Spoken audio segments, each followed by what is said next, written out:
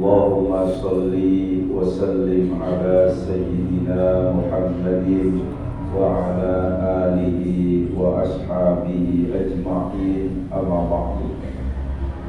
Hadratul muhtaramin, para guru, para ustaz, wabil khusus Al-Dinal Mukarram Ustaz Saruja dan juga DKM Musola Ziyadatul Iman yang saya muliakan dan yang saya hormati, tokoh masyarakat yang tidak juga saya sebutkan namanya satu persatu tanpa mengurangi rasa takdim dan hormat saya kepada beliau-beliau.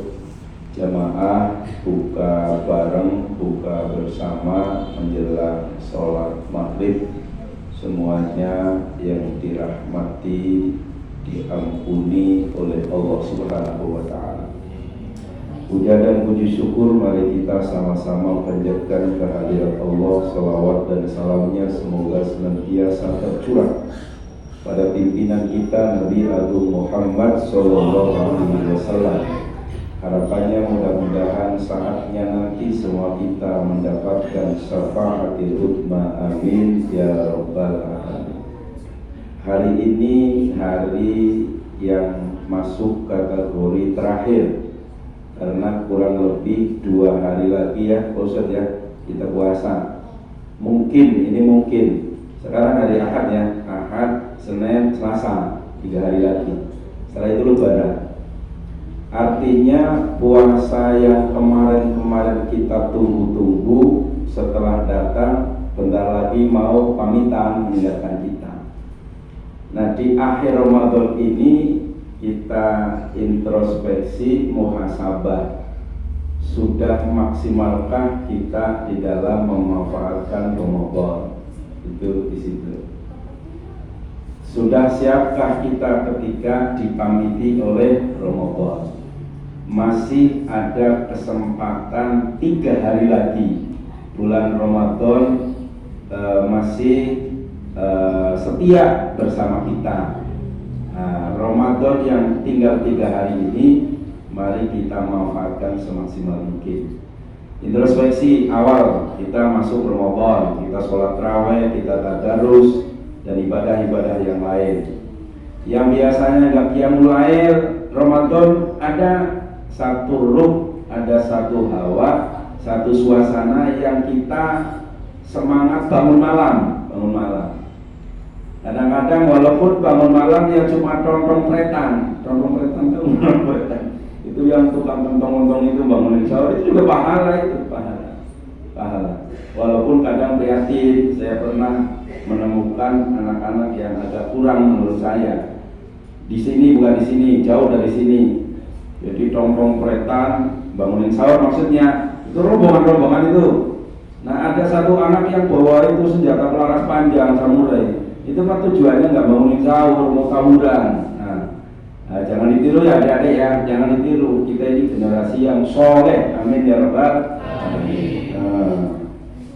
Sahur kita, pokoknya kita tertarik semangat melakukan kebaikan-kebaikan di bulan Ramadan. Itu hawanya aja sudah begitu hawanya. Nah, dari hari pertama, hari kedua sampai sekarang nih hari yang ke-27, mungkin tarawih kita, tadarus kita, itu ya puasa kita masih ada kekurangan, masih ada bolong-bolong. Ada yang cerita Pak Ustaz, aduh saya puasanya sih alhamdulillah full, tapi tarawihnya saya bolong 5 kali nggak tarawih ada gitu.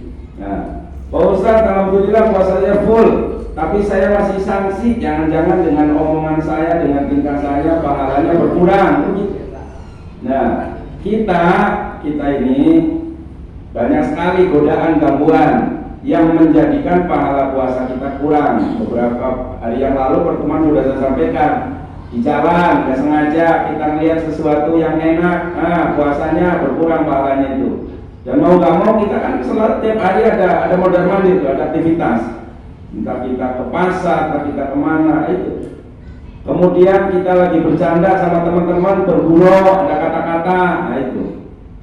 Kekurangan-kekurangan itu kotoran-kotoran omongan kita yang akan berpengaruh pada puasa kita, Allah masih kesempatan berikan kepada kita, memberikan peluang untuk mengkanter, istilah mengkanter, memberikan peluang untuk menambel. Nambel itu apa nambel? Menambel itu ya menutupi kekurangan-kekurangan itu, yaitu dengan zakat fitrah. Faradha Rasulullah sallallahu alaihi wasallam, Rasulullah mewajibkan kepada kita umat Islam zakat al-fitri, untuk mengeluarkan zakat fitrah.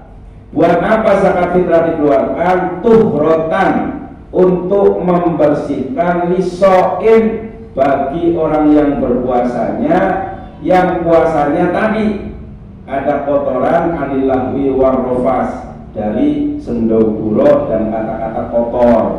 Bisa aja, apalagi orang-orang yang latah. Orang latah itu bisa aja lagi puasa kesenggol dikit, keluar kata-kata yang tidak pas, padahal lagi puasa itu.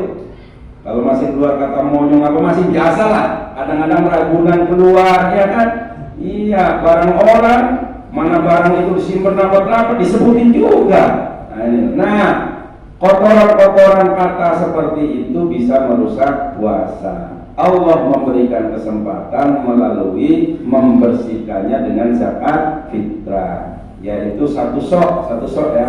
Yang ukuran gampang dipahami adalah 3,5 liter dari makanan pokok kita itu beras. Atau kalau di kilo kurang lebihnya nih, kalau pengen lebih sempurna adalah 2,7. Jadi bukan 2,5 ya, 2,7 on berarti ya, 2,7 on. Ini 7 on benar ya? 2 kilo lebih 7 on. Seperti itu.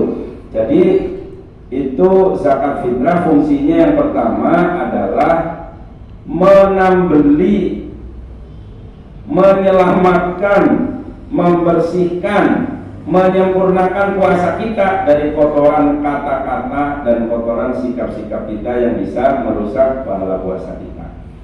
Wa tu'matan lil masakin, dan fungsinya lagi adalah memberikan senang kepada fakir miskin, supaya dia bisa lebaran, supaya dia senang, supaya dia bisa ikut gembira. Makanya penekanan dari guru-guru kami, guru-guru kita di Betawi juga, kalau zakat fitrah itu dihabiskan itu, habiskan. Maksudnya mustahidnya itu benar-benar bisa memanfaatkan di hari lebaran itu, benar-benar bisa senang, buat senang pada hari raya, hari lebaran itu. Tok makan di rumah sakit, untuk beri makan untuk orang miskin. Kapan memberikannya?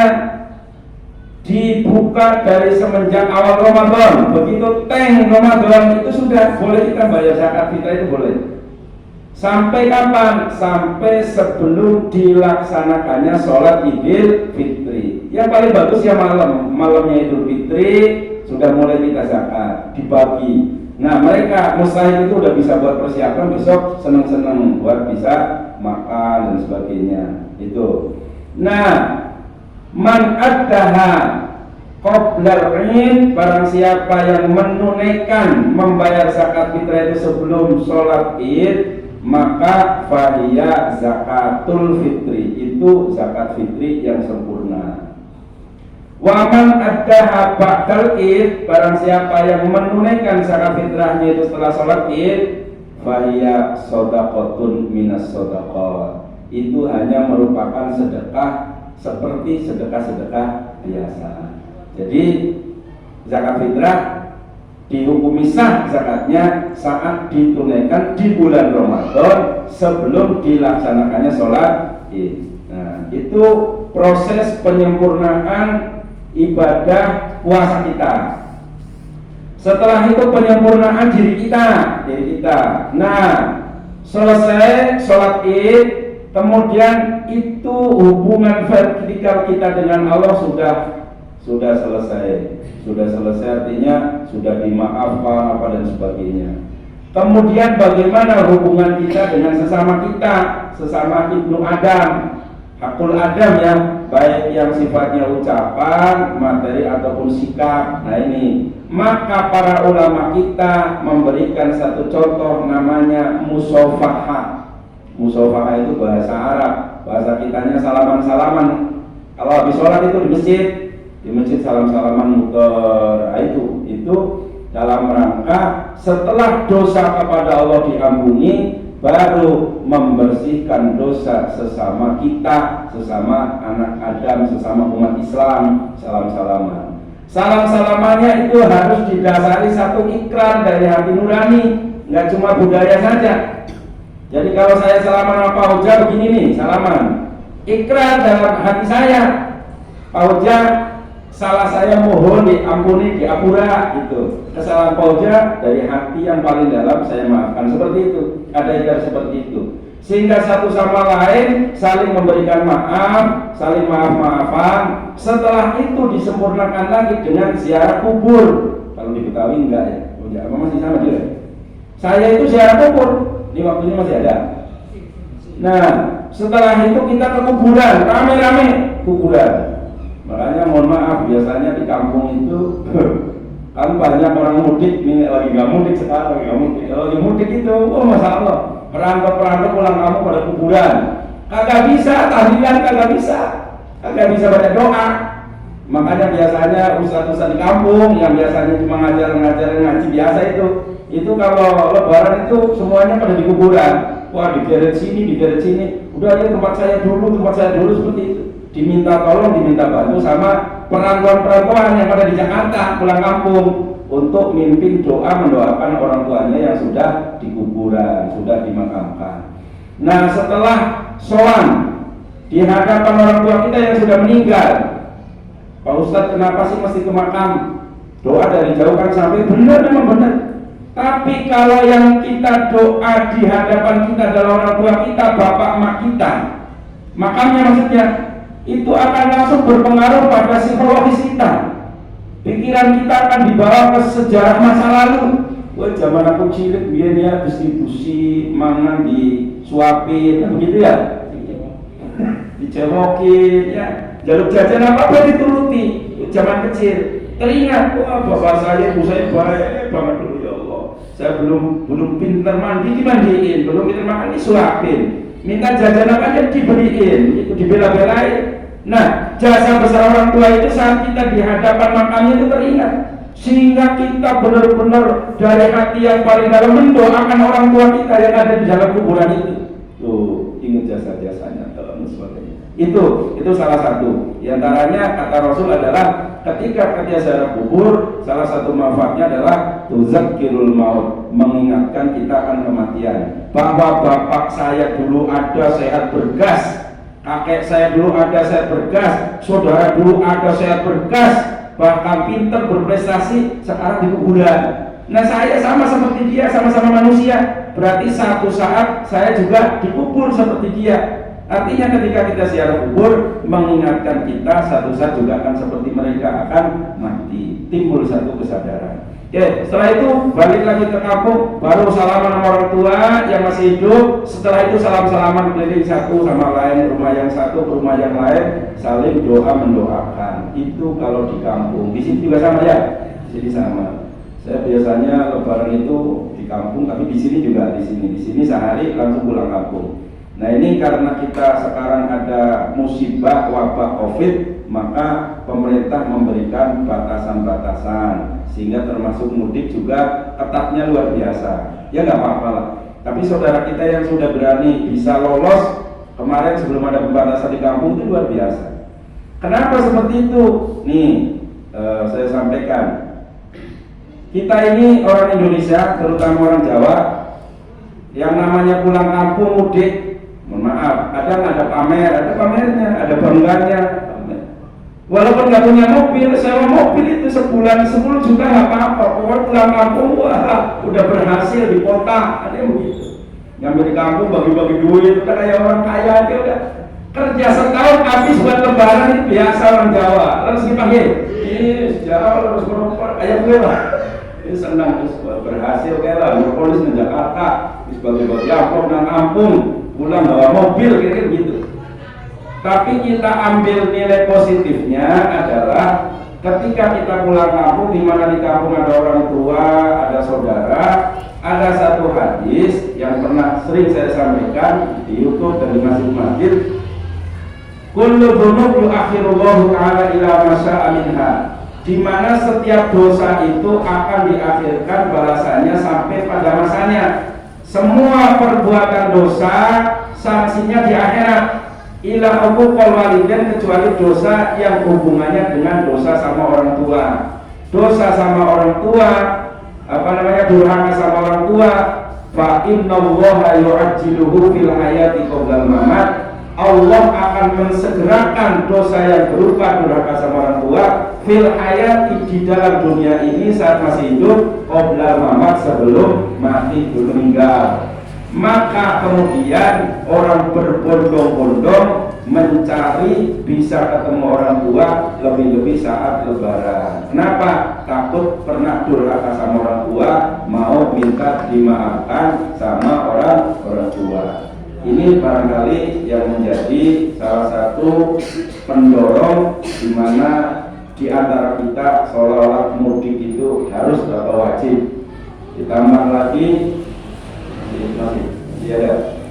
nah, kita lagi gini, satu saat lagi pada begini, lagi ngumpul-ngumpul Rasulullah para sahabat.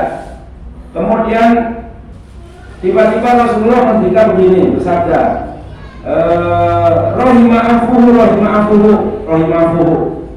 Ini bahasa kinayah, namanya kinayah, mana kinayah. Rugi seseorang. Artinya sebenarnya sumbing hidung seseorang, tapi yang dimaksud adalah rugi seseorang. Orang itu rugi.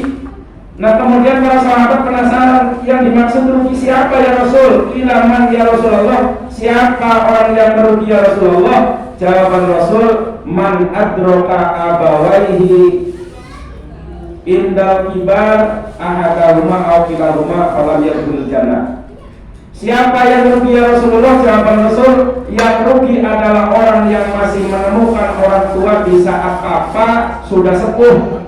Kita menemukan orang tua yang sudah sepuh, makan sudah perlu disuapin, ke kamar mandi perlu digandeng, gitu ya, dituntun. Nah, kalau orang menemukan orang tuanya sudah dalam kondisi sepuh seperti itu, baik bapaknya tok atau ibunya tok atau dua-duanya masih ada, falam yadkhulul jannah, dia nggak masuk surga, itu rugi. Artinya kalau kita dikasih kesempatan menemukan orang tua sudah papa, ya sudah sepuh, sudah perlu bantuan kita, itu adalah peluang surga. Itu adalah kesempatan emas untuk menjadikan kita punya tiket masuk surga. Maka kalau menemukan orang tua sudah papa nggak masuk surga, kata Rasulullah, itu rugi. Di hadis yang lain kemudian Rasulullah sampaikan, emang orang tua itu siapa ya Rasul? Jawaban Rasul, huma naruka wa jannatuka. Orang tua itu bisa menjadi nerakamu, bisa juga menjadi surgamu. Ini mudah-mudahan selama ini kita sebagai orang yang beriman, insya Allah sebagai orang yang Islam yang rajin ibadah dan senantiasa menjaga hubungan baik dengan orang tua, mudah-mudahan ini menjadi tiket kita masuk surganya Allah Subhanahu wa Ta'ala. Kalaulah kita yang hari ini lebaran tidak bisa pulang kampung, kita ada fasilitas HP, bisa chatting, bisa video call, bisa langsung ketemu muka, kan gitu ya. Ramanya apa berilah jalur kuda, bisnisnya aku transfer 5 juta, silahkan buat dimanfaatin. Ada ya, kan? Dan dulu.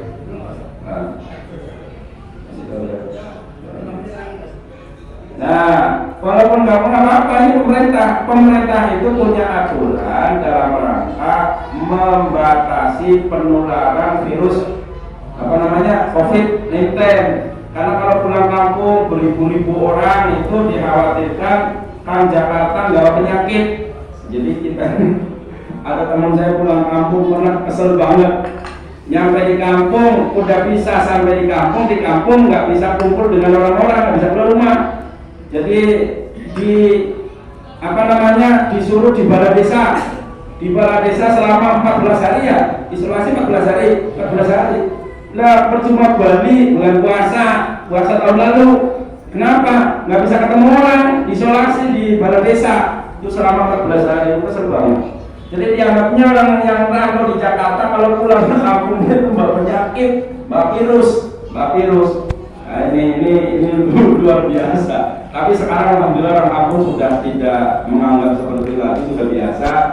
Dan saya yakin kalau kita orang beriman, ya, kita sholat, kita melakukan ibadah-ibadah yang lain, insya Allah kita dijauhkan dari virus. Insya Allah itu. Kadang-kadang diklaim kalau itu kena COVID dan sebagainya, sudah punya penyakit bawaan, dibawa ke rumah sakit, punya penyakit paru, diklaim COVID, nggak boleh dibawa pulang ke rumah, langsung dimakan. Ada banyak saudara yang seperti itu.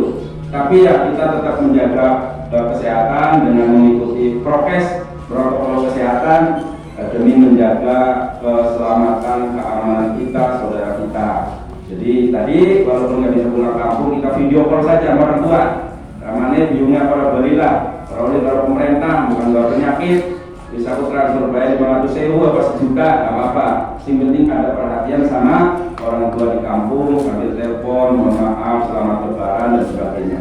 Mudah-mudahan walaupun nggak pulang, tanpa mengurangi hikmah daripada Idul Fitri kita, nggak mudik ke pulang kampung, dan akan menjadikan silaturahmi lewat HP bisa dianggap juga diterima oleh orang tua kita, sehingga puasa kita diterima oleh Allah Subhanahu Wa Taala dan dosa-dosa kita diampuni oleh Allah Subhanahu Wa Taala, dan juga dengan silaturahmi kita nanti akan menghapus dosa kesalahan kita sesama kita, sehingga kita benar-benar suci bersih Idul Fitri, benar-benar merayakan Idul Fitri bersih suci dari dosa dan kotoran apapun. Dan insya Allah kalau seandainya kita ditakdirkan waktunya habis di dunia ini, meninggal dalam kondisi husnul khotimah dan mendapat tiket masuk surga, amin ya rabbal alamin. Mari kita sebelum buka puasa bersama-sama mohon kepada Allah, mudah-mudahan apa yang menjadi hajat kita semuanya dikabulkan